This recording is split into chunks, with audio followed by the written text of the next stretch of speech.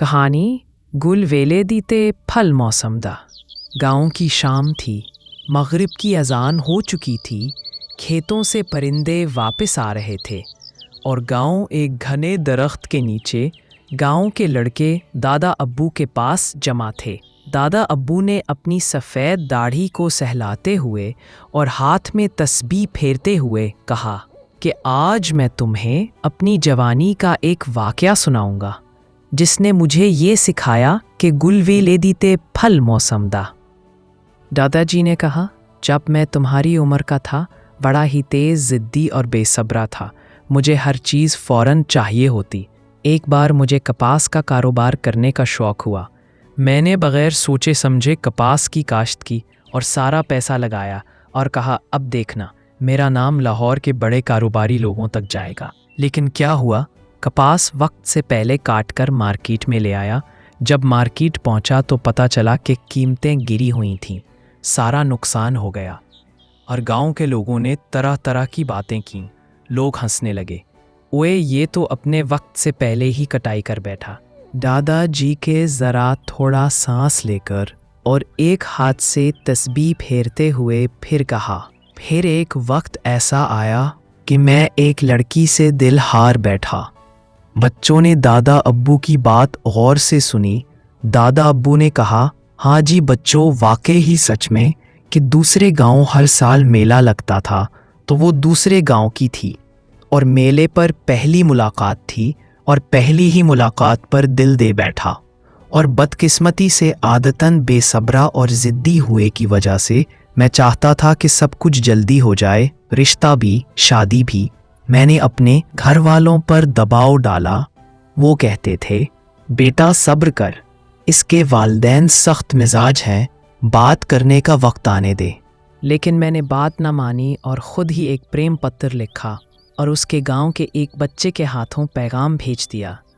नतीजा ये हुआ कि उसके घर वालों का वाकई सख्त होने का तब पता चला जब बच्चे ने सर के मारे प्रेम पत्र उसके वालिद को दिया।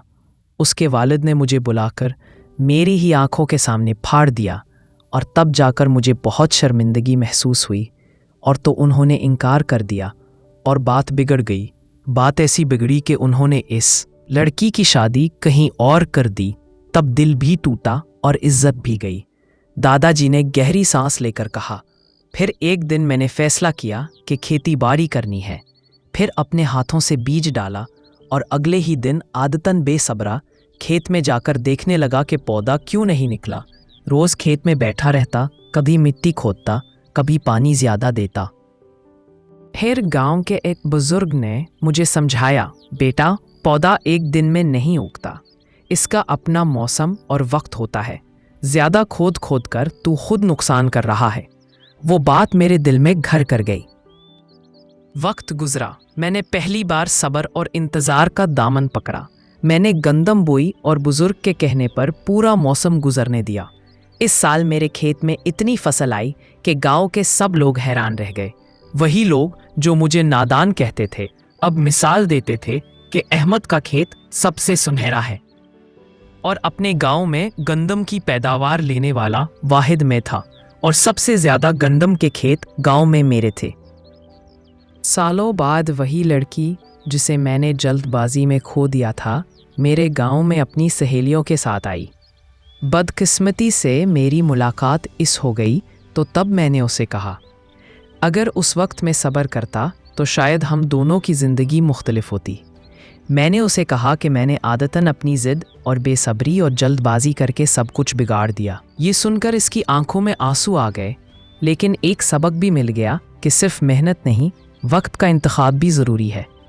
दादाजी ने सब बच्चों की तरफ देखा और कहा, बेटा मैंने ज़िंदगी से यही सीखा कि हर बात का वक्त होता है। जैसे कच्चे फल को तोड़ोगे तो कड़वा लगेगा, लेकिन अगर मौसम का इंतज़ार करो तो वही फल शीरे हो जाता है। इसीलिए हमारे बुज़ुर्ग जब ये बात कहते थे तो तब हमें समझ नहीं आती थी, लेकिन अब पूरी समझ आ गई है। इसलिए मैं भी आज तुम्हें जो ये बात कह रहा हूँ, ये बात में सच्चाई है कि गल वेले दी ते फल मौसम दा। और इसीलिए ज़िंदगी में मोहब्बत हो या मेहनत, कारोबार हो या मेहनत, ताल्लुकात, सबका असल वक्त होता है। जो सब्र करता है वही असल कामयाबी देखता है। बच्चे दम बखुद दादाजी को देख रहे थे। हवा के झोंकों में ये मुहावरा जैसे गांव के हर कोने में गूंज रहा था। ये कहानी सुनने वाले को ये सबक देती है कि सब्र, वक्त और हिकमत के बगैर कोई भी काम कामयाब नहीं होता। जल्दबाजी हमेशा नुकसान देती है और जो वक्त का इंतज़ार करे उसका फल हमेशा मीठा होता है। तो दोस्तों, कैसी लगी दादाजी ये कहानी? अगर पसंद आई हो तो कमेंट में ज़रूर लिखें और हमारे चैनल को सब्सक्राइब ज़रूर करें। शुक्रिया।